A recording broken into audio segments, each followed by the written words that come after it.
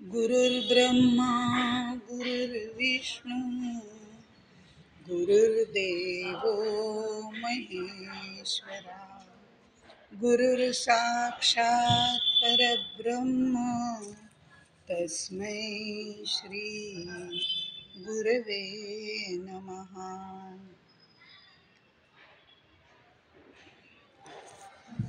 ब्रह्मा विष्णू महेश असे जे त्रिगुणात्मक दत्त आहे त्यांना वंदन करून आज आपला जो एकनाथांची दत्तभक्ती असा जो विषय आहे त्या विषयाला प्रारंभ करते.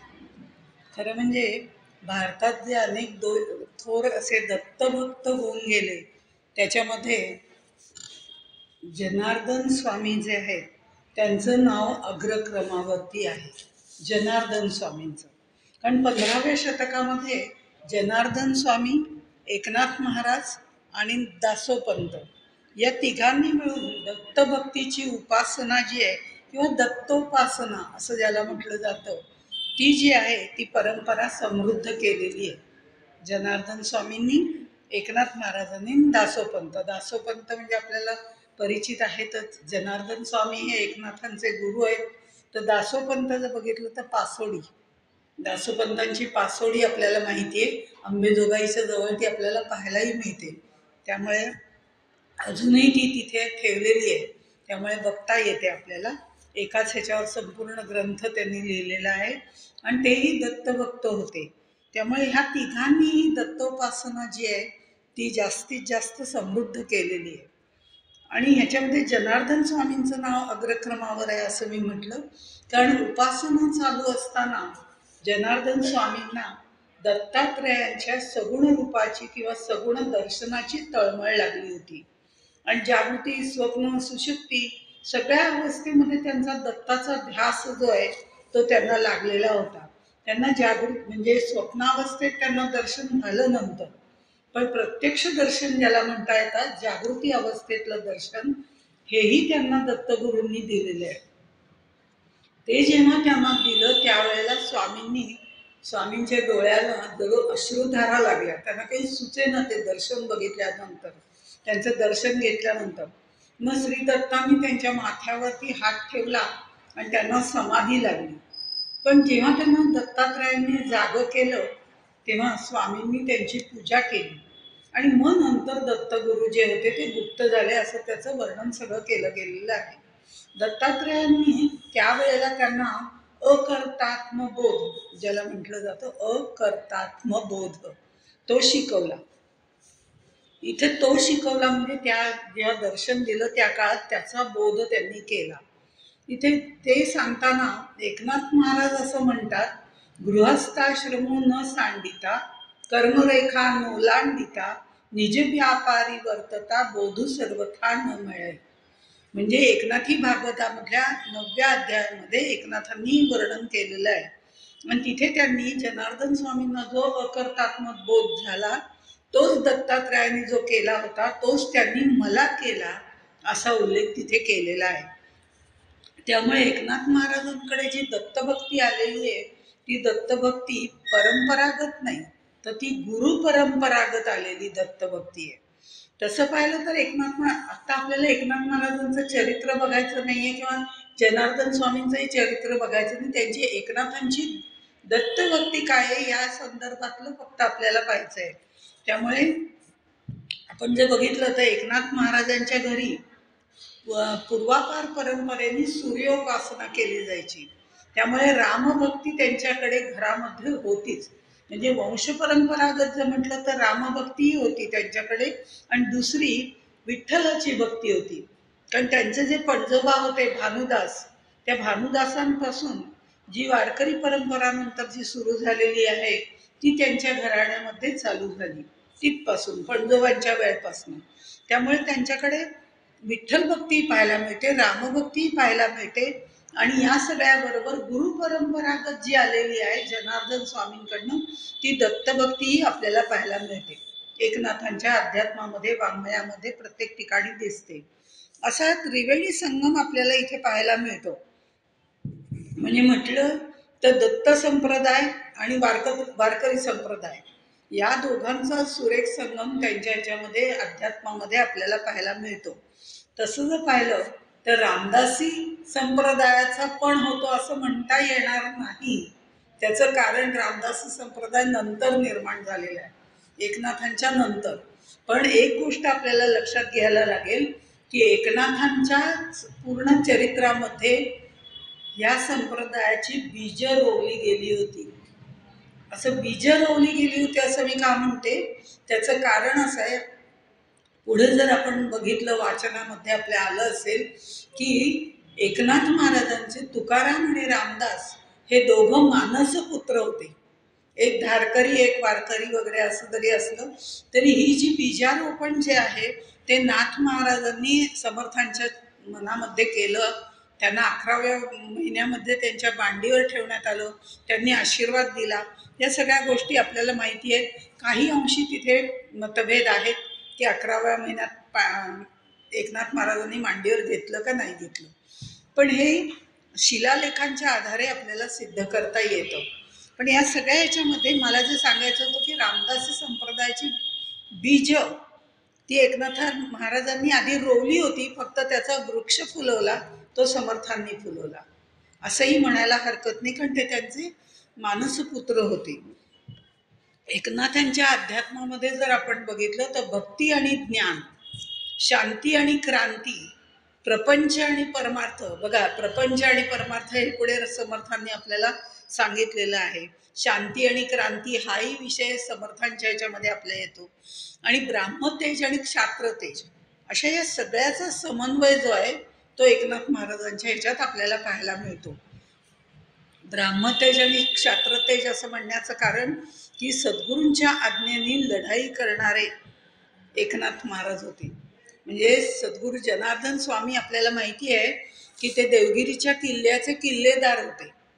आणि किल्लेदार होते हे स्वामी प्रापंचिक सुद्धा होते. म्हणजे देवगिरीवर ते सपरिवार राहत होते किल्लेदार म्हणून. त्यामुळे ते स्वतः किल्लेदार होते. त्यामुळे एकनाथ महाराजांना त्यांनी 1-2 वेळा लढाई करायला पण सांगितलं होतं. आणि ते म्हणजे मला याच्यातलं खरं काही कळत नाही, मी सांगतोय तू जा, अशा पद्धतीने त्यांनी लढाईला, पण ते सद्गुरू आज्ञा म्हणून गेलेले आहेत. म्हणजे आपण जर भावार्थ रामायण बघितलं तर भावार्थ रामायणामध्ये सुद्धा जे युद्ध कौशल्य आहे किंवा युद्धाचं वर्णन आहे किंवा शस्त्रास्त्रांचं वर्णन आहे ते एकनाथ महाराजांनी खूप सुंदर केलेलं आहे. कारण ते स्वतः त्यांनी सगळं अनुभवलेलं होतं, त्याच्यावरती प्रत्यक्ष क्रिया केलेली होती, त्यामुळे त्यांनी ते छान वर्णन केलेलं आहे. अशी ही रामभक्ती आहे, विठ्ठल भक्ती आहे.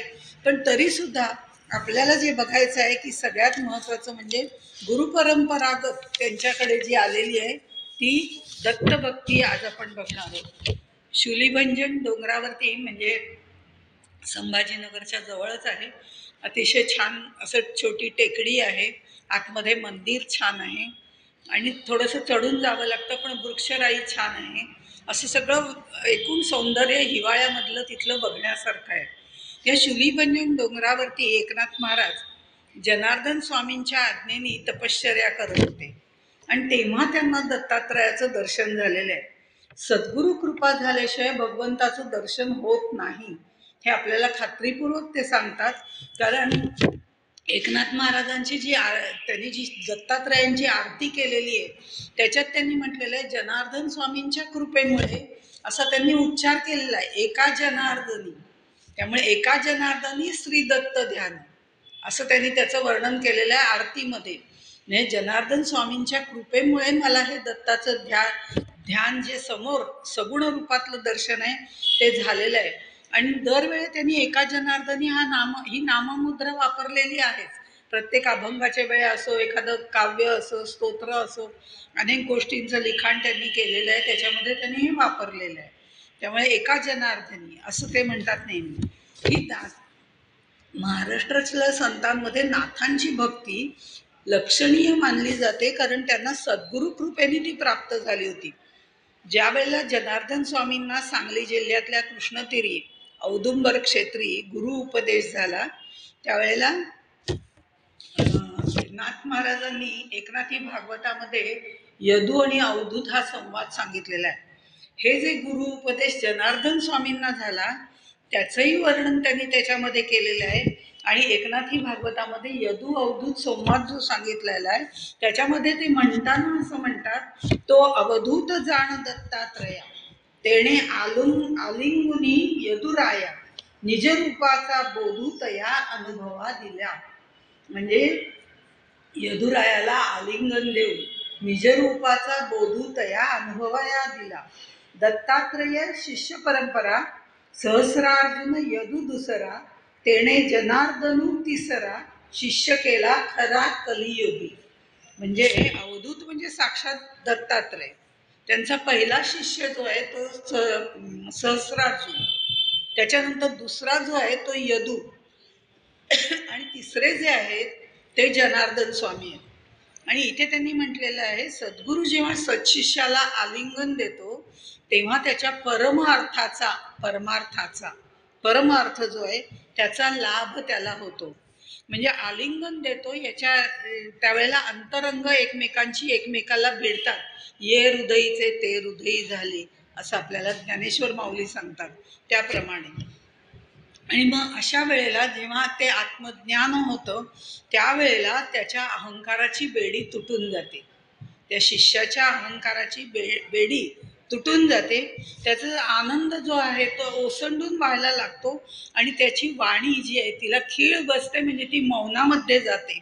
संकल्प विकल्प तुटून जातात आणि मग हे सगळं जे आहे ते आनंद इतका हृदयामध्ये मावेनासा होतो आणि तो वेगळ्या तऱ्हेने बाहेर पडतो. तो काही वेळेला घामरूपाने घामाघूम होऊन जातात, अशा वेळेला घामरूपाने बाहेर पडतो. तर काही वेळेला आनंदरूपी मेघ त्याच्या डोळ्यातून अश्रुधारा व्हायला लागतात, असंही व्हायला लागतं. आणि अविद्येचा नाश ज्या वेळेला होतो तेव्हा त्याच्या शरीरावरती ज्ञानाचे रोमांच उभे राहतात. जीवभाव सद्गुरूला संपूर्ण अर्पण केलेला असल्यामुळे आत्मज्ञानाचा प्रकाश आतमध्ये पडतो आणि अष्टसात्विक भाव बाहेर पडायला लागतात. अशा तऱ्हेने ते परमार्थ त्यांना समजतो. आणि मग अशा तऱ्हेने हे अवधूतांनी दत्तात्रयांनी एक संपूर्ण असं उपदेश केलेला आहे. तसाच यदुरायाला केलेला आहे. हा यदू अवधूत जो संवाद आहे तो सांगताना जी सुरुवात त्यांनी केलेली आहे, अवधूत म्हणजे दत्त, त्यामुळे त्या दोघांचा संवाद त्यांनी याच्यामध्ये लिहिलेला आहे.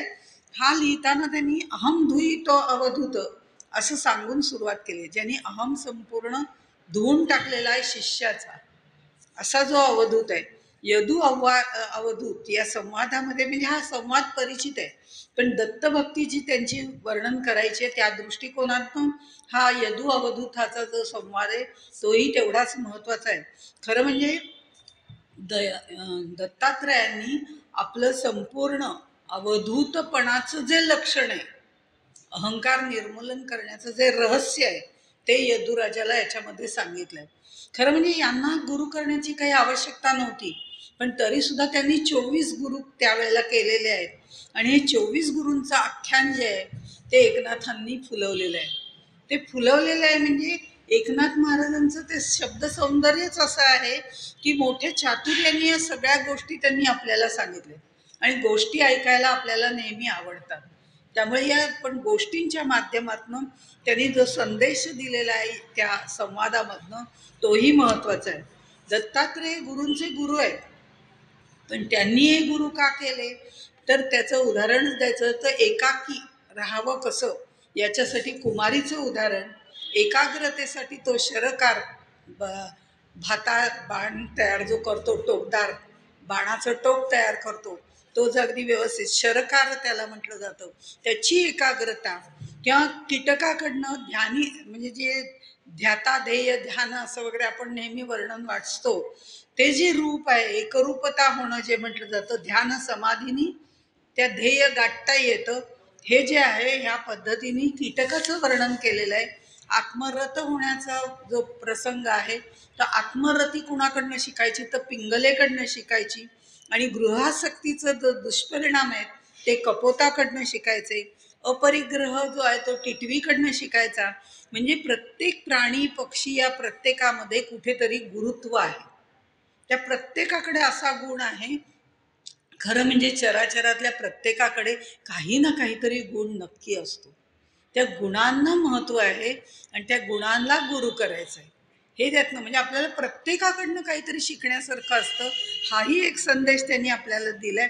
मग ते जीवशिव ऐक्य असो, ते पंचमहाभूतांकडनं त्यांनी किंवा अजगराकडनं यदृच्छालाभ असं जे गीतेमध्ये म्हटलं जातं ते शिकलं जातं.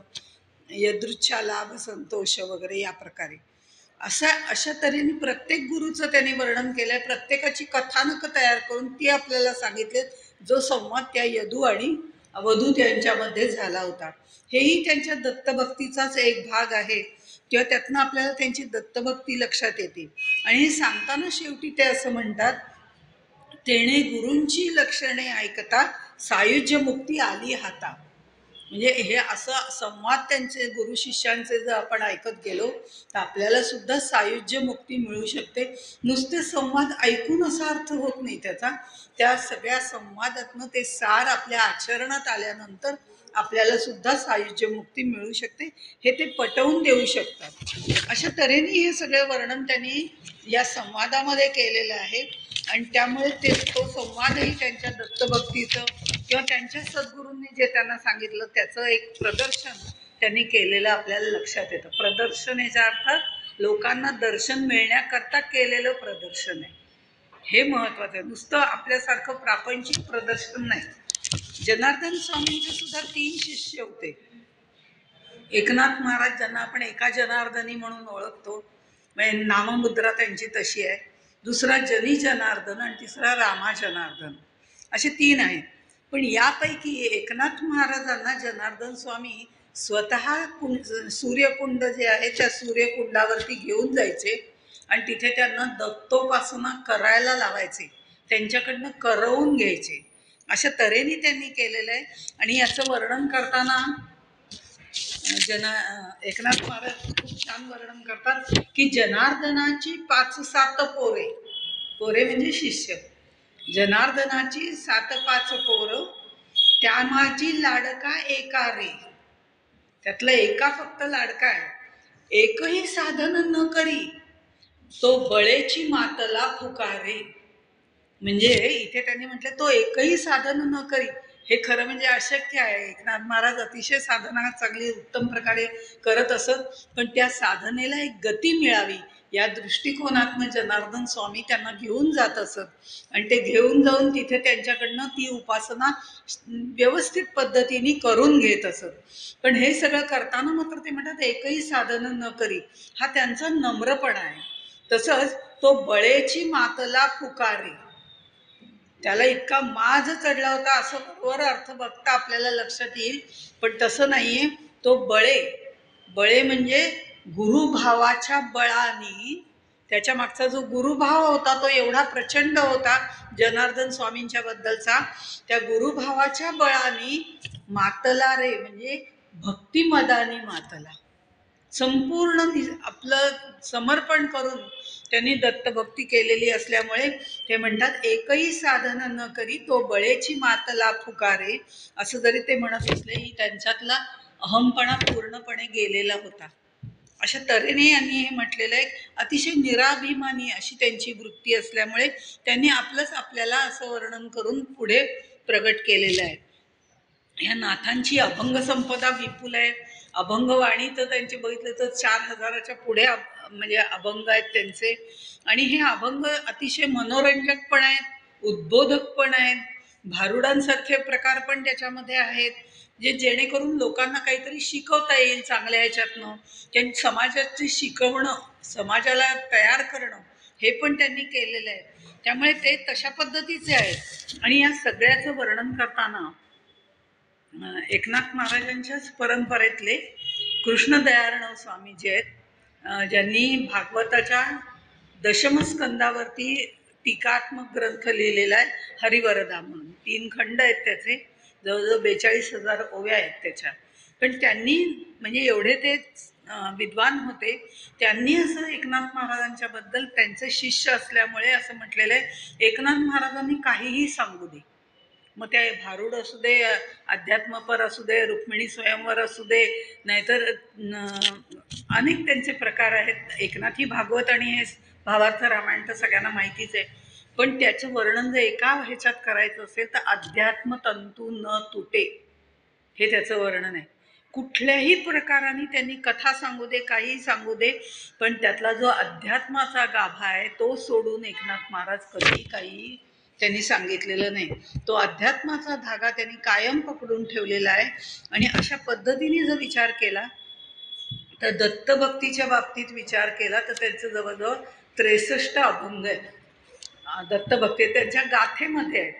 म्हणजे एकनाथ महाराजांच्या गाथेमध्ये 63 अभंग दत्तावरती आहेत. त्यात दत्ताच्या बाबतीमध्ये म्हणजे असं म्हटलं जातं की त्यांनी बरेच जे लिहिलेले आहेत. धन्य धन्य तोची नर दत्त नामी जो तत्पर, म्हणजे नामाच्या बाबतीमध्ये पण लिहिलंय की दत्त नामी जो तत्पर. नामाच्या बद्दल लिहिलेले आहेत, रूपाच्या बद्दल लिहिलेले आहेत, त्याच्या दत्ताच्या कार्याबद्दल लिहिलेले आहेत, दत्त कृपानिधी कसा आहे याबद्दल लिहिलेले आहेत, आणि त्यांच्या अवताराबद्दल वगैरे असे त्यांनी वेगवेगळे दत्तपर अभंग जवळजवळ 63च्या पुढे लिहिलेले आहे. त्यामध्ये दत्ताचं पाळणा सुद्धा त्यांनी म्हटलेलं आहे, त्याच्यामध्ये लिहिलेलं आहे. त्याच्यात त्यांनी असं म्हटलेलं आहे, जो जो जो जो रे निज आय हालविती अनुसूया, पालख पुरुषार्थ चौकोनी भक्ती नाडी गुंफोनी, दोरी प्रेमाची लावूनी शांती गाती गाणी, जो जो जो जो रे. साधा सोपा सुटसुटीत असा हा खरा अभंग आहे, जो दत्त जन्माच्या वेळेला नेहमी म्हटला जातो, बऱ्याच ठिकाणी म्हटला जातो. याच्यामध्ये वर्णन जर करायचं झालं तर हे जे सगळं वर्णन त्यांनी दत्ताचं जे केलेलं आहे, यातला गाण्याचा भाग काही मी फारसा म्हणणार नाही की एवढं काही मला गाण्याचं ज्ञान नाही, पण पाळणा आहे म्हणून आपलं सहज म्हणून दाखवलं.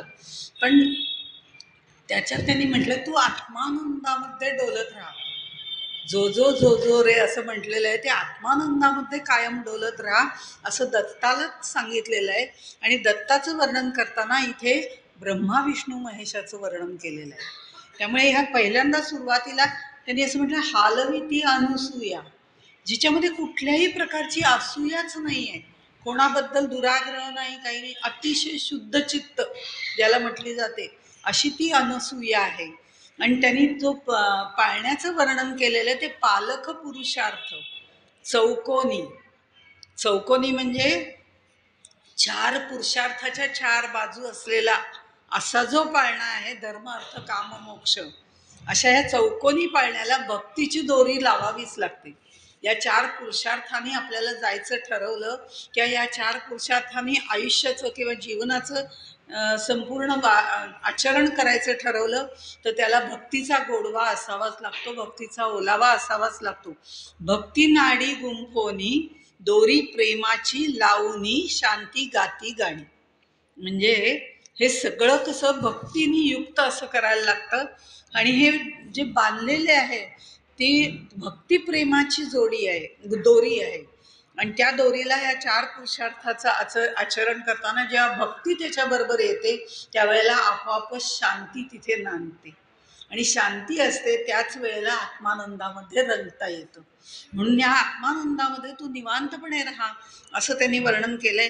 पुढे त्यांनी त्याचं वर्णन करताना ब्रह्मदेवाचं वर्णन केलेलं आहे. करिता उत्पत्ती शिणलासी अशी ती दुसरी ओवी आहे. म्हणजे ब्रह्मा विष्णू महेश उत्पत्ती स्थिती आणि लय करणारे, सत्व रज तम यांना धारण करणारे, त्रिगुणाचं कार्य करणारे. त्यामुळे त्रिगुणी असा सुद्धा हा दत्त आहे, सर्वांना आपल्यामध्ये सामावून घेणारा आहे. आणि मग ह्याच्यामध्ये ब्रह्माला त्यांनी असं म्हटलेलं आहे की उत्पत्ती करून करून तू आता दमला असशील ना, आता शांतपणे झोप असं त्यांनी सांगितलंय. लक्ष्मीपती निज हो घनश्यामा, सांडुनी वैकुंठ धामा, प्रतिपाळ करी हो जीवनामा, दर्शन दिले आम्हा जो जो जो जो रे. असं त्यांनी ते वैकुंठ धाम सोडून विष्णूला म्हटले की तू इथे आलायस आणि सगळ्या जीवांचं पालन पोषण करता करता तू आता दमला असशील. प्रत्येकाला असंच त्यांनी म्हटलेलं आहे. तसंच पार्वती रमण शिवा म्हणजे शंकराच्या बाबतीमध्ये महेशाचं वर्णन करताना की प्रत्येकाचा संहार करून तू आता दमला असशील, तेव्हा आता सगळ्यांनी शांत झोपा. या सगळ्यांनी शांत झोपणं म्हणजे काय आपल्याला माहिती आहे, प्रलयाचीच वाट आहे.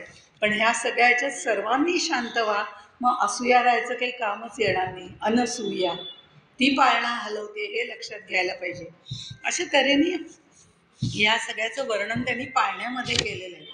वेदकालीन दत्त जर आपण बघितला तर वेदकालीन दत्त हा एकमुखी आहे आणि पुराण काळामध्ये जर आपण बघितलं तर दत्तात्रेयाचं रूप 3 शिरे 6 हात अशा पद्धतीचं केलेलं आहे. त्याच्या जन्माच्या अनेक कथा आहेत, आपल्याला सगळ्यांना माहिती आहे. त्या अनुसूया आणि अत्री ऋषी यांचा पुत्र म्हणजे दत्त. मग ब्रह्मा विष्णू महेश हे त्याचे 3 म्हणजे ज्या वेळेला अत्री ऋषींना असं वाटलं की आपल्याला पुत्रप्राप्ती व्हावी, तेव्हा त्यांनी जे तप केलं त्यावेळेला त्यांच्यासमोर ब्रह्मा विष्णू महेश तिघंही उभं राहिले. त्यावेळेला ते म्हणे तुम्ही तिघांनी माझ्याकडे जन्म घ्या, मला आवडेल. ते प्रसन्न झाल्यानंतर त्यांना वर दिला की आम्ही तिघंही तुझ्याकडे येतो. आणि त्या आशीर्वादाने दत्तात्रय म्हणजे विष्णूंनी त्याचं रूप घेतलं. ब्रह्मदेवाचं जे रूप आहे ते सोमाचं आहे आणि शिवाचं जे रूप आहे ते दुर्वासांचं आहे. असं वर्णन जे आहे ते ब्रह्मपुराणामध्ये केलेलं आहे. याप्रमाणे कथा आहे. आणखीनही वेगवेगळ्या त्यांच्या जन्माच्या वेगवेगळ्या पुराणांमधल्या कथांमध्ये थोडा थोडा फरक आहे, पण त्या कथांशी आत्ता आपल्याला काही हे नाही. अशा तऱ्हेने दत्तात्रयाची त्रिमूर्ती मंदिरं सुद्धा महाराष्ट्रामध्ये बरीच प्रसिद्ध आहेत. एकमुखी दत्त मी जे म्हटलं ते वेदकालीन आहे, तेही आपल्या इथे आहे. नारायणपूरलाच आहे. आत्ता तिथे उत्सव वगैरे झाला, आपल्याला सगळ्यांना माहिती आहे. आता ह्याच्यामध्ये पुराणकालीन जेव्हा विषय निघतो त्यावेळेला रामायणामध्ये सुद्धा आपण जर बघितलं तर इथे दत्तांचा उल्लेख आलेला आहे. म्हणजे एकनाथ महाराजांचं जे भावार्थ रामायण आहे ते लिहिताना सुद्धा त्यांनी दत्ताची स्तुती केलेली आहे आणि दत्त जन्माची कथा त्याच्यामध्ये सांगितलेली आहे. अत्री ऋषी आणि अनुसूया ह्या दोघं जण दंडकारण्यामध्ये राहत होते आणि रामायणाचा काळ सांगते मी. त्यावेळेला रामाचं दंडकारण्यातून गमन होत चाललेलं होतं आणि त्यावेळेला ते आगमन जेव्हा तिथे होतं तेव्हा रामाला असं वाटतं की अत्री ऋषींचे पण आपण आशीर्वाद घेऊन मग पुढे लंकेच्या दिशेने चाललेलं आहे, अजून युद्ध वगैरे व्हायचं आहे. त्याच्या आधीची कथा आहे. तर त्यामुळे तिथे त्यांनी श्रीराम सीतेसह तिथे जातात आणि त्यावेळेला अनुसूयेनी सीतेला आपली दिव्य वस्त्र दिलेली आहेत असं त्याच्यात भावार्थ रामायणामध्ये हा उल्लेख आहे. आणि त्यावेळेला ती दिव्य वस्त्र देताना त्यांनी म्हटलेलं आहे राक्षसांकडून आता कुठलंही तुला त्रास होणार नाही, ही वस्त्र तू कायम परिधान कर असं त्यांनी सांगितलेलं आहे अनुसूयेनी सीतेला. माझी या दिव्य वस्त्रांची थोरी मळीण नव्हे ती परिचारी, जाऊ नेणती रजकद्वारी निज तेजाकारी असं त्याचं वर्णन अरण्यकांडामध्ये एकनाथ महाराजांनी केलेलं आहे. मग त्यावेळेला अत्री ऋषी अनुसूयेबद्दल श्रीरामाला सांगतात की तिचं महात्म्य त्यांनी सांगितलेलं आहे आणि त्या सगळ्याचं वर्णन तिथे केलं. म्हणजे इथे सुद्धा भावार्थ रामायण लिहिताना सुद्धा त्यांच्या मनामध्ये दत्त आहेच आहे. कुठेतरी दत्ताचा उल्लेख प्रत्येक ठिकाणी, जसं नाथ भागवतामध्ये तो आपण संवाद बघितला, यदू अवधूत त्यांचा संवाद बघितला, तर भावार्थ रामायणामध्ये ही कथा आहे की ते तिथे भेट घेतात वगैरे. पण दत्ताचा अवताराबद्दल तिथे अत्री ऋषींनी त्यांना रामाला माहिती दिलेली आहे. असं आणखीन एक कथा जी आपल्याला नेहमीची परिचित आहे, ती कळ लावणारे नारद जे आहेत ते आपले तिथे वरती जातात आणि या तिघींना सांगतात अनुसूयेबद्दल किती केवढी पतिव्रता वगैरे आहे. आणि मग हे सगळे आपापल्या नवऱ्यांना परीक्षा घ्यायला पाठवतात वगैरे. ही कथा आपल्याला सगळ्यांना माहिती आहे. आणि त्यावेळेला विवस्त्र होऊन तू आम्हाला भिक्षा दे वगैरे सांगितलेलं आहे. त्याचे अर्थ वेगवेगळे पुराणांमध्ये सांगितलेले आहेत. पण तरीसुद्धा त्यांच्या तिघांवरती तीर्थ शिंपडल्यानंतर ती तिन्ही बालकं झाली आणि नंतर त्यांना तिने स्तनपान दिलेलं आहे. म्हणजे तिचे पुत्र 3 अवतार कसा त्या ह्याने निर्माण झाला. आणि मग या तिघींना काळजी वाटायला लागली आणि त्या तिघी तिथे आल्या, अनुसूयेची माफी मागितली वगैरे. ही कथा आपल्याला माहिती आहे. पण हे सगळं वर्णन करताना त्यांनी ज्या वेळेला दत्तात्रयाचं वर्णन केलं, पाळणा केला, अभंग केले, आमच्या कुळीचे कुळदैवत श्री गुरु दत्तराज समर्थ असं त्यांनी वर्णन केलेलं. आमच्या कुळीचे कुळदैवत. आता यांच्या कुळीचे कुळदैवत कोण होतं? सूर्य. सूर्योपासना होती, त्यामुळे रामाचं होतं. पण आमच्या कुळीचे म्हणजे परंपरागत गुरुपरंपरा, गुरुकुळातनं आलेलं, अशा दृष्टीने त्यांनी म्हटलं की आमच्या कुळीचे कुळदैवत श्री गुरु दत्तराज. असं हे त्रिमूर्ती दत्ताचं जे दर्शन आहे त्याच्यात ते म्हणतात, दत्त माझा दीनानाथ भक्ता लागी उभा असतो, त्रिशूळ घेऊन या करी उभा असे भक्ताद्वारी. हाही एक त्यांचा अभंग प्रसिद्ध आहे. की कसं असतं की दत्ताच्या बाबतीमध्ये असं म्हटलं जातं की दत्त महाराजांना कधी सांगू नका की आमच्याकडे माझ्यावर खूप संकट मोठी मोठी आलेली आहेत. उलट त्या संकटांना असं सांगा की दत्त महाराज तुझ्यापेक्षा मोठे आहेत, त्या तू किती आलास तरी काही फरक पडणार नाही. एवढी खात्री त्यांना आपल्या दत्ताबद्दल सुद्धा होती. आणि म्हणून ते म्हणतात, दत्त माझा दीनानाथ भक्ता लागी उभा सतत. सतत उभा आहे तो, दीनानाथ आहे, दीन दुबळ्यांचा कैवारी आहे. आणि भक्ताची काळजी घेण्यासाठीच तो तिथे, त्याला संकटातून बाहेर काढण्यासाठीच तो इथे उभा आहे. उभा असलेला माणूस तत्पर असतो. खाली बसलेल्याला उठून उभं राहून हात द्यायला वेळ लागेल, कारण तो उठणार मग दुसऱ्याला हात कधी देणार. दत्त कायम उभाच आपल्याला जास्ती करून दिसतो. तो संकटामधनं आपल्याला बाहेर काढण्याकरताच देत आहे. अशा पद्धतीने त्यांनी वर्णन केलेलं आहे. आणि हे वर्णन करताना आणखीन एक गोष्ट आहे की दत्त तरी कुणाला म्हणायचं? असे जो देणारा आहे, सातत्याने देणारा आहे, त्याला दत्त म्हटलं जातं. तसंच आणखीनही त्याच्या मध्ये म्हटलं जातं की दत्त दत्त असं आपण सतत म्हणत राहिलं की तो सतत आपल्याला देतच राहतो. आणि ते मागताना आपण पण चांगल्या गोष्टीच मागत राहतो. कारण ध्यान समोर खाकी म्हणजे काखेमध्ये झोळी असलेल्याच आहे. तर त्यामुळे आपण मागताना सुद्धा नेहमी चांगलंच मागत राहतो. आणि स्मरण करताच जो समोर उभा राहतो त्यालाही दत्त म्हटलं जातं. त्यामुळे भक्तांचे अनंत अपराध आपल्या झोळीमध्ये घालतो तोच खरा दत्त. त्यामुळे तो ती संकट सगळी आपल्या झोळीत घालतो आणि आपल्याला हात देतो. अशा पद्धतीने त्याचं वर्णन केलेलं आहे. त्यामुळे त्रिशूळ घेऊन या करी उभा असे भक्तद्वारी, असं तऱ्हेने त्यांनी ते असे अनेक अभंग त्यांनी लिहिलेले आहेत. त्यामध्ये त्रिशूळ धरून या हाती, म्हणजे इथे वर्णन करताना सुद्धा ब्रह्मा विष्णू महेश यांचंच केलेलं आहे हे वर्णन करताना. याच्यामध्ये त्रिशूळ हे आयुध म्हटलेलं आहे त्यांनी. त्या आयुध म्हणणं वेगळं आणि शस्त्र म्हणणं वेगळं. शस्त्र जेव्हा आपण म्हणतो तेव्हा ते कोणाचा तरी घात करतं या दृष्टिकोनातून तो शब्द वापरला जातो. म्हणजे त्रिशूळ हे शस्त्रच आहे खरं म्हणजे, पण तरीसुद्धा त्याला आयुध म्हटलं, कारण आयुध हे भक्तांचा सांभाळ करण्यासाठी शत्रूवरती वापरलं गेलेलं असतं. त्यामुळे त्याला आयुध असं म्हटलेलं आहे, भक्तांचा सांभाळ करण्यासाठी वापरलेलं. म्हणून दुसऱ्यांना मारण्यासाठी जे असतं त्याला शस्त्र म्हटलं जातं. त्रिशूळ आणि डमरू असंही त्यांनी म्हटलेलं आहे. ह्या त्रिशूळाचा आणखीन एक अर्थ असा आहे की धर्म अर्थ काम या तीन याच्यावरती तुम्ही तो अंकुश लावून ठेवला की आपोआपच चौथा मोक्ष सहजपणे मिळतो. धर्म अर्थ काम या तीन पुरुषार्थांचं प्रतीक म्हणजे ते त्रिशूळ. त्या त्रिशूळाने त्याच्यावरती अंकुश ठेवला पाहिजे. हातातलं डमरू जे आहे ते वेदशास्त्र याच्यावरचं प्रभुत्व दर्शवतं. रुद्राक्षांची माळ आपल्याला माहिती आहे, हे सगळं वर्णन त्या अभंगामध्ये केलेलं आहे की रुद्राक्षाची माळ जी आहे ते 52 मण्याची असते. आणि ती जी आहे ती 52 मातृका त्याला समजल्या जातात. 52 मातृका म्हणजे ज्याला बीजाक्षर मंत्र म्हटलं जातं ते, त्याचं सामर्थ्य त्याच्यामध्ये असतं. कमंडलू वगैरे हे कर्माचं, संसार स्थितीतल्या कर्माचं प्रतीक म्हणून आहे. विभूती हे भस्म आहे. अशा तऱ्हेने सगळं वर्णन केलेलं आहे. कामधेनूचं वर्णन आहे, तिचा महिमा काय सांगू असं त्यांनी. जवळी असे कामधेनू तिचा महिमा काय वानू. कामधेनू ही आपल्याला माहिती आहे क्षमेचं प्रतीक आहे. अशा तऱ्हेने ह्या दत्तगुरूंना त्यांनी साष्टांग नमस्कार नंतर केलेला आहे, प्रणिपात केलेला आहे, कारण ते कृपा वर्षाव करतच राहतात म्हणून.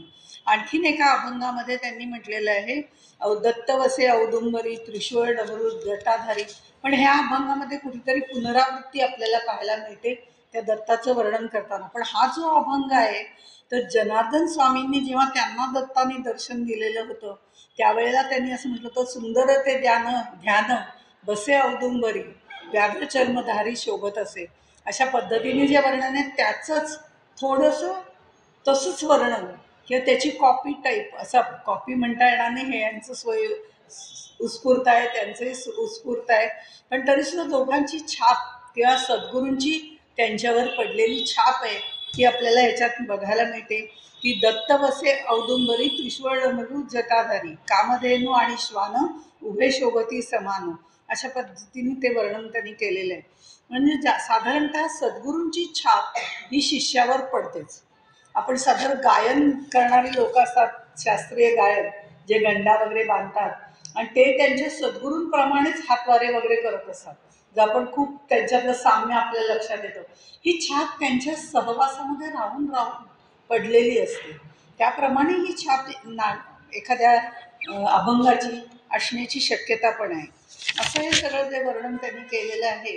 त्याच्यानंतर दत्त माझा पिता, दत्त माझी माता, म्हणजे सगळे सोयरे सगळे दत्तच आहेत असं त्यांनी परात्पर गुरु जे आहेत जनार्दन स्वामी त्यांचे गुरु म्हणजे दत्तात्रय, म्हणून एकनाथ महाराजांचे परात्पर गुरु कोण, तो दत्त महाराज. त्या दत्त महाराजांचं म्हणजे दत्तात्रयांचं वर्णन केलंय. दत्त घ्यावा, दत्त गावा, दत्त आमचा विसावा, जिकडे तिकडे जावे तिकडे दत्त, अशा पद्धतीने बरेच अभंग त्यांनी केलेले. या सगळ्या चराचरामध्ये जे दत्त भरलेलं आहे त्याची मानस पूजा पण त्यांनी लिहिलेली आहे. एकनाथ महाराजांच्या गाथेमध्ये 994 ते 1008 असे जे 15 अभंग आहेत, त्या अभंगामध्ये त्या 15 अभंगामध्ये मानस पूजा त्यांनी लिहिलेली आहे.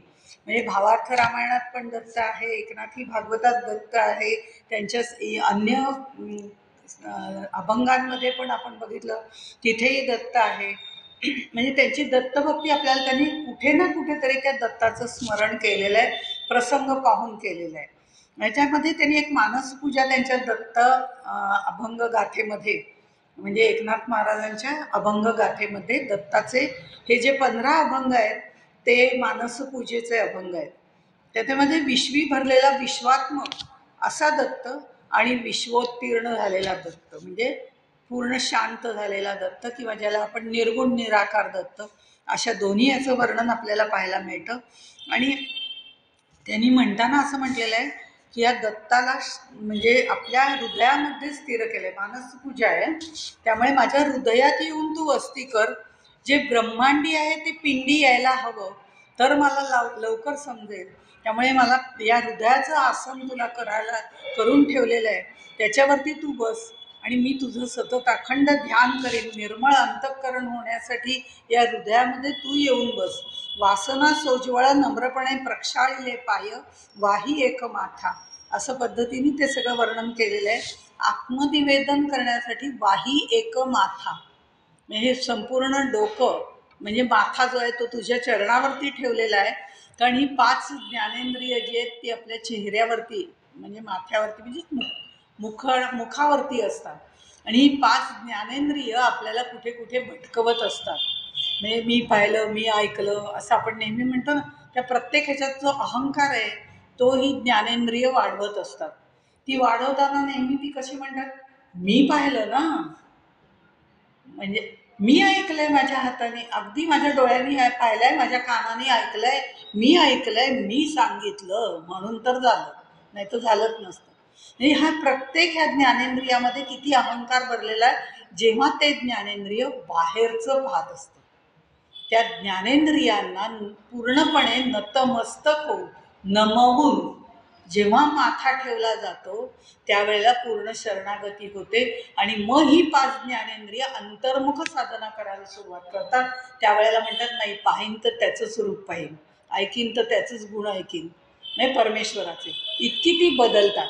जेव्हा ती बाहेर विश्वामध्ये रमतात तेव्हा त्याचा अहंकार त्यांना असतो, पण अंतर्मुख होतात एकदा डोक्यावरती माथा टेकवला, वाही एक माथा, असं त्यांनी सांगितलंय.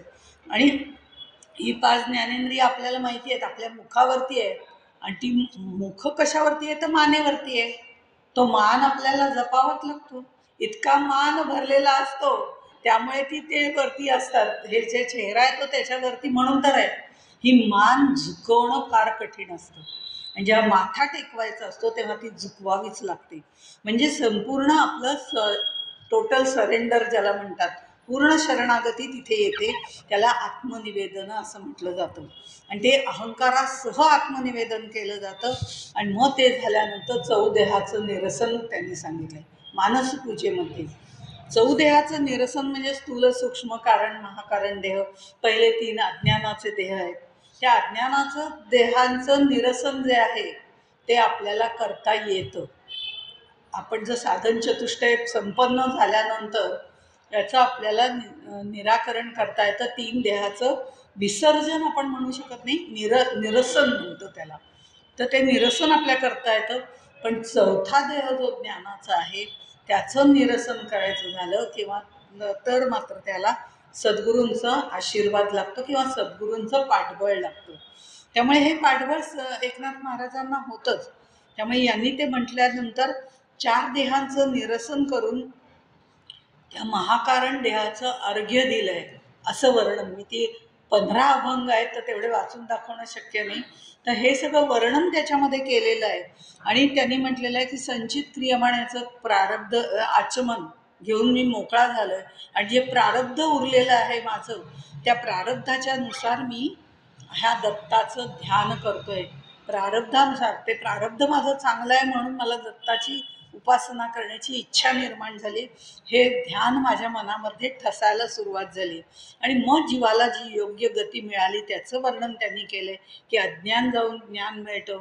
आणि ज्ञानातनं सुद्धा अहंकार निर्माण होण्याची शक्यता असते. त्यामुळे ते ज्ञानसुद्धा मुरावं लागतं. आणि ते ज्ञानाचा अहंकार होऊ नये म्हणून त्याचं सुद्धा अर्घ्य वाहून टाकलेलं आहे. अशा तऱ्हेने त्यांनी त्या 15 अभंगामध्ये मानसपूजेमध्ये दत्तालाच ही मानसपूजा केलेली आहे, अर्पण केलेली आहे. वेगवेगळ्या लोकांनी वेगवेगळ्या ठिकाणी अशा या मानसपूजा केलेल्या आहेत. म्हणजे वेगवेगळ्या संतांनी मला म्हणायचं. त्यामुळे त्याप्रमाणे इथे एकनाथ महाराजांनी सुद्धा दत्ताची मानसपूजा केलेली आहे. ह्याच्यात आणखीन एक गोष्ट आहे की ते म्हणतात त्याच्याच ह्याच्यामध्ये थोडंसं ज्ञानाचा एका असं म्हटलं जातं. म्हणजे ज्ञानेश्वर महाराजांचं एका, ज्ञानाचा एका, नाम्याचा तुका असं म्हटलं जातं. त्याप्रमाणे ज्ञानेश्वर महाराज जर आपण बघितले तर थोडंसं नाथपंथाच्याकडे झुकणारे आहेत, नाथपंथीयच आहेत किंबहुना. आणि एकनाथ महाराज सुद्धा. त्यामुळे मानसपूजेमध्ये सुद्धा कुठेतरी योगाची साधना त्यांच्या आपल्या पाहायला मिळते. त्या परंपरागत जे आलेलं ज्ञान आहे त्यानुसार आणि जो त्यांच्यावरती संस्कार नाथपंथीयांचे आहेत त्यानुसार जर बघितलं तर या मानसपूजेमध्ये थोडंसं तेही वर्णन आपल्याला मिळतं. त्या 15व्या अभंगामध्ये ते असं म्हणतात, 7 भागीरथी 17वीची धार, सुभक्ती ते मकर समर्पिली, असं वर्णन त्यांनी केलेलं आहे. या मानसपूजेमध्ये योगशास्त्रातला हा भाग किंवा ती संकल्पना घेऊन त्यावर आधारित असं हे 15वा अभंग किंवा शेवटकडचा अभंग आहे तो आलेला आहे. त्याच्यामध्ये ते म्हणतात की आता गंगा म्हटलं तर भागीरथीचा म्हटलं तर भागीरथी गंगा आपण स्नानबिन करताना म्हणतो तशा पद्धतीने नाही आहे. पण इथे पुढे जे आले ते 17वीची धार, 7 भागीरथी 17वीची धार, ही 17वी जीवनकाळ ज्याला म्हटलं जातं. ब्रह्मरंध्रामध्ये अमृतस्त्राव होत असतो, सहस्रदल इथे चक्र असतं. मग कुंडलिनी जागृती करायची, मग तिथे तिथपर्यंत गेल्यावर ती कुंडलिनी त्याला धक्का देते आणि मग ते संपूर्ण शरीरभर पसत वगैरे वगैरे, जे खूप डिटेलमध्ये जात नाही. पण हे जे सगळं आहे ते ज्ञानेश्वरीच्या 6व्या अध्यायात आपल्याला पाहायला मिळतं. आणि कुठेतरी ते ज्ञानाचा एका असल्यामुळे आपल्याला इथेही त्यांच्या ह्याच्यामध्ये पाहायला मिळतं. मग ही 7 भागीरथी 17वीची धार कळलं की 17वी जीवनकळा, ते अमृत जो तिथे भरलेला आहे तिथपर्यंत पोचायचं आहे वगैरे. मग 7 भागीरथी कोणत्या आहेत? तर 7 भागीरथी म्हणजे मूलाधार, स्वाधिष्ठान, मणिपूर, अनाहत, विशुद्ध, आज्ञाचक्र, ही 7 चक्रांनी संपूर्ण कुंडलिनी जागृत करत जायचं मूलाधारापासून पुढपर्यंत. पण तरीसुद्धा ह्या ह्याच्यामध्ये आणखीन एक, ह्या षटचक्र भेदन झाल्यानंतर मग पुढे औटपीठ आणि गोल्हाटपीठ सुद्धा आहे.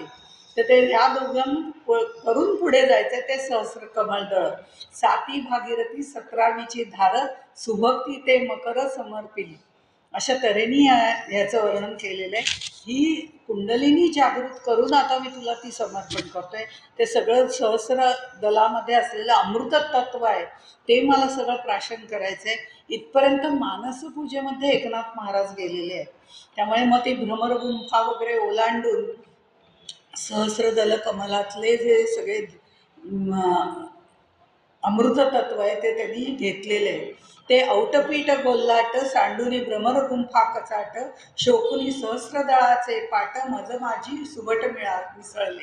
एकनाथी भागवतामध्ये पण 12व्या अध्यायामध्ये ह्याच सगळ्याचं वर्णन आपल्याला आणखीन जास्त खोलामध्ये जाऊन पाहायला मिळतं. इथे सुभक्ती म्हणजे श्रमदमादी षट संपत्ती जी आहे त्या संपत्तीनी संपूर्ण भक्ती करून, म्हणजे चित्त शुद्ध करून केलेली भक्ती जी आपण सुरुवातीला बघितलं त्याप्रमाणे ती संपूर्ण तुला अर्पण करत आहे असं त्यांनी म्हटलंय.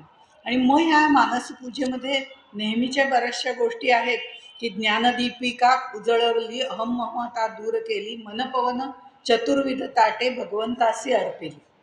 मनपवनाची खेळणी असं ज्ञानेश्वर माऊलींच्या 12 अध्यायामध्ये पण सुरुवातीला गुरुस्तवनामध्ये येतं. तशा पद्धतीने यांनी इथे म्हटले मनपवनाचे सगळेच चतुर्विध ताटं भरून नैवेद्य तुला अर्पण केलेलं आहे. आणि ज्ञानदीपिका उजळली म्हणजे ज्ञानाचं ज्योत आतमध्ये प्रगट केलेली आहे. सद्बुद्धीचं सुगंधी चंदन लावलेलं आहे. शांती क्षमा यांच्या अक्षदा वाहिलेल्या आहेत. सहस्रदल कमलाचा हार केलेला आहे. आणि हे सगळं सांगता सांगता शेवटी ते असं म्हणतात 16, 12, 18, 4 माथा वाहू पुष्पसंभार.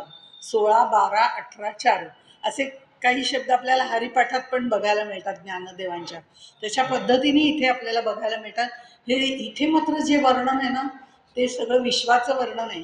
की 16 शशिकला, 18 म्हणजे ते 16 शशिकला आणि 6 ऋतू म्हणजे ते त्याच्यामध्ये 12 महिने 6 ऋतू म्हणजे 18. 16, 12, 18, 4 त्यामध्ये 16 हे शशिकला आणि 18 म्हणजे 12 महिने आणि 6 ऋतू असे मिळून 12 आणि 12 आदित्य आणि 4 म्हणजे 4ही युग असं सगळं. याचा अर्थ थोडक्यामध्ये असा होतो की ह्या कायमस्वरूपी दिवस रात्र सकाळ दुपार 4ही युग म्हणजे सातत्याने मी सहस्रदल कमलापर्यंत जाण्यासाठी दत्तात्रयाचं चिंतन करीन आणि सातत्याने त्याच्यावरती पुष्पवृष्टी करत राहीन. म्हणजे भक्ती पुष्पवृष्टी, भक्तीची पुष्पवृष्टी करत राहीन असं त्यांनी सगळं वर्णन केलेलं आहे. आणि अतिशय भक्तीने हे केलेलं आहे. म्हणजे थोडीशी मानसपूजा भक्तीपर पण आहे, काही अर्चनपर पण आहे. अर्चनपर म्हणजे त्यातले 16 सगळे विधी वगैरे सांगून त्याप्रमाणे षोडशोपचार पूजा ज्याला आपण म्हणतो तशा पद्धतीने पण आहे. आणि शेवट त्याचा योग पद्धतीने केलेला आहे. असा हा थोडासा नाथपंथीय प्रभाव असलेली अतिशय रमणीय अशी आणि ज्ञानेश्वरीचा प्रभाव असलेली अशी ही मानसपूजा त्यांनी केलेली आहे. नंतर मग दत्तनामाचा 16 भय पडे कळीकाळा असंही एक वर्णन त्यांनी केलेलं आहे. त्याच्यामध्ये सर्व काळाचं भय सगळ्यांना असतं, पण ज्याच्याकडे दत्तनाम चालू आहे त्याच्याकडे म्हटलं त्या काळालाच भय वाटायला लागतं. जिथे दत्ताचं नाम अखंड चालू आहे तिथे जायला त्या काळाला भय वाटतं असं वर्णन त्यांनी केलं. आणि असं वर्णनही बऱ्याच ठिकाणी आपल्याला संत आपापल्या देवतेच्या संदर्भात, रामाच्या संदर्भात समर्थांनीही असं वर्णन केलेलं आपल्याला दिसतं. म्हणजे त्यांनी खरं म्हणजे अनेक गोष्टी लिहून चांगल्या भावगर्भ अशा कथा सांगून, पवित्र अशा गोष्टी सांगून, अभंग, फटके, भारुडं असे अनेक प्रकार लिहून समाजाला मार्गदर्शन केलेलं आहे. आणि त्रिगुणात्मक त्रयमूर्ती दत्त हा जाणा ही आरती आपल्याला सगळ्यांना परिचित आहे. सुरुवातीला त्याचा उल्लेख केलाच होता. आणि ह्या सगळ्याबरोबर नाथ भागवताचं लिहिलेलं आहे, भावार्थ रामायण लिहिलेलं आहे. आणि हे सगळं लिहिताना आपल्या लक्षात येतं की प्रत्येक ठिकाणी दत्ताचा उल्लेख आहे. अशी ही गुरुपरंपरागत आलेली जी दत्तभक्ती आहे ती त्यांनी केलेली आहे. ती त्यांची महत्त्वाची भक्ती मानली जाते. कारण घरामध्ये वातावरण जे आहे ते रामभक्तीचं आहे आणि आजोबांच्या वेळेपासून आहे ते विठ्ठल भक्तीचं आहे. पण तरीसुद्धा आणखीन एक भक्ती यांना लाभली अशा त्रिवेणी संगम आपल्याला त्यांच्या वाङ्मयातनं पाहायला मिळतो. तसं त्रिगुणात्मक त्रयमूर्ती दत्त हा जाणा ही जी आरती आहे तिथं घराघरातून म्हटली जाते. अत्यंत सुंदर रेखीव रचना असलेली नाथ परंपरेतल्या थोड्याशा गोष्टी त्याच्यामध्ये असलेली दत्तात्रयांची आरती आहे. आता कसं असतं की हनुमंताची आरती करायची तर ती समर्थानेच करावी, की रामी रामदासा शक्तीचा बोध असं त्यांनी म्हटलेलं आहे. म्हणजे ती आरती त्यांना करण्याची प्रत्येक माणसाची पण एक हे असते, धारणा असते. तर दत्ताची आरती करायची तर ती एकनाथांनीच करावी आणि त्या पद्धतीने एकनाथांनी ती लिहिलेली आहे. आणि मगाशी मी सांगितलं त्याप्रमाणे जेव्हा त्यांना ते दत्ताचं ध्यान त्यांनी बघितलं त्यावेळेला जनार्दन स्वामींना दत्तात्रय महाराजांनी दूध प्यायला दिलं आणि तो कटोरा जो आहे तो त्यातलं दूध जनार्दन स्वामींनी प्यायलं आणि नंतर तो एकनाथ महाराजांकडे दिला की विसळून आण, विसळून आण म्हणून ते गेले. आणि त्याच्यामध्ये त्यांनी पाणी टाकल्यानंतर त्यांना असं वाटलं की नाही, हे आपण प्राशन हा सद्गुरूंच्या परात्पर सद्गुरूंनी सद्गुरूंना दिलेला आणि सद्गुरूंकडनं आपल्याला मिळालेला हा एक प्रसादच आहे. म्हणून त्यांनी तो ते दूध मिश्रित पाणी जे होतं ते पिऊन टाकलं. त्याला अवशिष्ट असं म्हटलं जातं. प्रसाद भक्षण करणं जसं सगळं सर्वश्रेष्ठ आहे तसं गुरुप्रसादातलं अवशिष्ट भक्षण करणं हेही तेवढंच महत्त्वाचं आहे. आणि तिथे नाथांना समाधी लागली. खरं म्हणजे याच्या आधी ज्या वेळेला मलंग स्वरूपामध्ये दत्तात्रय तिथे आले होते तेव्हा एकनाथ महाराजांना जनार्दन स्वामी म्हणत होते नमस्कार कर ना. पण त्यांच्या मनापासून त्यांना नमस्कार करावा असं वाटत नव्हतं की ह्याला काय नमस्कार करायचा, हा एक मलंग फकीर दिसतोय. पण हे जेव्हा त्यांच्या जनार्दन स्वामींच्या लक्षात आलं तेव्हा जनार्दन स्वामींनी दत्तात्रयांना सांगितलं की नाही, तुमचं रूप त्यांना दाखवा. याच्यावरती विश्वास ठेवण्यात अजून तर तयार नाही आहे. मग तेव्हा ते खरं रूप दाखवलं. मग यांनी तो प्रसादही भक्षण केला. तेव्हा तिथे त्यांना समाधी लागली आणि समाधीतनं उतरल्यानंतर त्यांनी ही आरती रचलेली आहे. रचलेली म्हणताच येणार नाही, ती त्यांना स्फुरण पावलेली आरती आहे. त्यामुळे अशा पद्धतीने ही आरतीच्या याच्याबद्दल ही कथा सांगितली जाते. आपण ती कसं असतं सत्यनारायणाची पूजा, गणपतीची पूजा, त्याच्यात त्या आरतीमध्ये ही आरती त्याचा विशेष मान आहेच आहे आपल्याकडे. पण प्रसादाची गडबड असते, पूजेची गडबड असते. दत्त दत्त असे लागले ध्यान म्हटलं की प्रसादाची पानं वाढायला घ्या. त्या दत्त दत्तमध्ये ध्यान कुठं लागलं त्यांचं ते आपल्यालाच कळत नाही. कारण त्या आरतीच्या खोलात आपण कधी गेलेलो नसतो. अशी ही त्रिगुणात्मक ते मूर्ती दत्त हा जाणा ही त्रिगुण अवतार असलेलं ब्रह्मा विष्णू महेशाचं सत्वरजतमाचं कार्य करणारे असे त्रिगुणांनी भरलेलं हे चराचर आहे. त्रिगुणांनी भरलेलं चराचर म्हणजे देव दानव मानव, सकाळ दुपार संध्याकाळ, उन्हाळा पावसाळा हिवाळा असे सगळे जे आहेत त्या प्रत्येक गोष्टींवरती तिनाचा प्रभाव आहे. हा त्रिगुणात्मक आहे आणि त्या सगळ्यावरती ज्याची सत्ता आहे असा हा दत्त, त्याचं वर्णन केलेलं आहे. हा विश्वभर पसरलेला दत्त आहे आणि दत्त दत्त असे लागले ध्यान ते निर्गुण स्वरूपाचं त्याचं ध्यान आहे.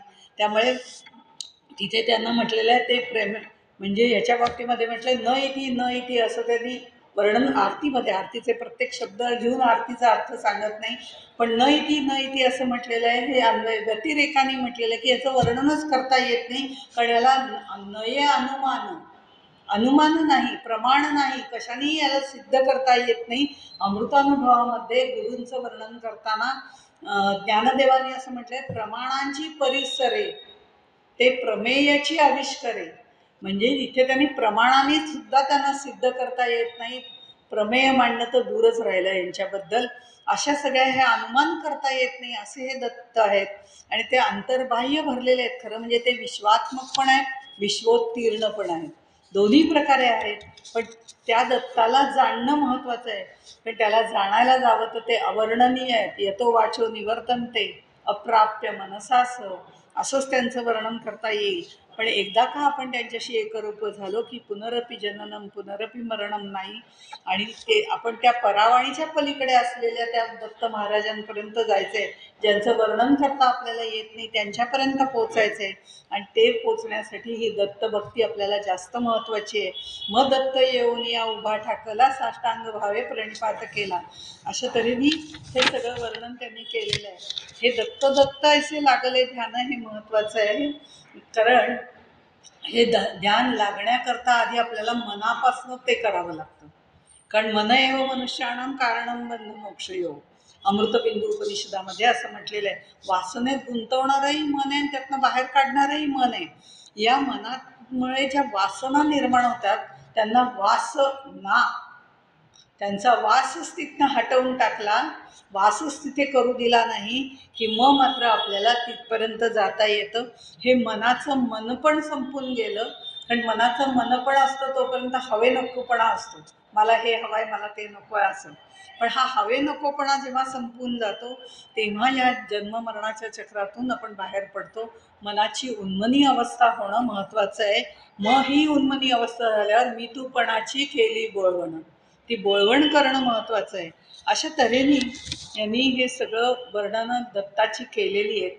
अशा वेगवेगळ्या पद्धतीने दत्ताची भक्ती जिथे तिथे त्यांना शक्य झालं तिथे तिथे त्यांनी आपल्या गुरुपरंपरेगत आलेली जी दत्तभक्ती आहे त्याची मांडणी केलेली आहे. मग तो कुठलाही ग्रंथ असो, काव्य असो, अभंग असो किंवा अनेक गोष्टी आहेत त्याप्रमाणे. असं हे एकनाथ महाराजांची दत्तभक्ती बघताना एक आपल्या लक्षात येतं की शारदेचं कृपाछत्र त्यांच्यावर होतं, जिभेवरती सरस्वती कायम विलसत होती आणि अशा तऱ्हेने जिभेवर कायम सरस्वती असणारे, अतिशय मधुरभाषी असणारे आणि सगळ्यांना सहजपणे आपल्याबरोबर घेऊन जाणारे जे एकनाथ महाराज आहेत, त्या एकनाथ महाराजांच्या चरणी आपण नतमस्तक होऊया. हे नतमस्तक होणं फार अवघड असतं, ते आपण करूया. मग आपल्यालाही दत्तभक्तीपर्यंत निश्चित जाता येईल, त्यांनी सांगितलेल्या मार्गावरनं जाता येईल. त्या एकनाथ महाराजांना आपण वंदन करूया आणि इथेच थांबूया.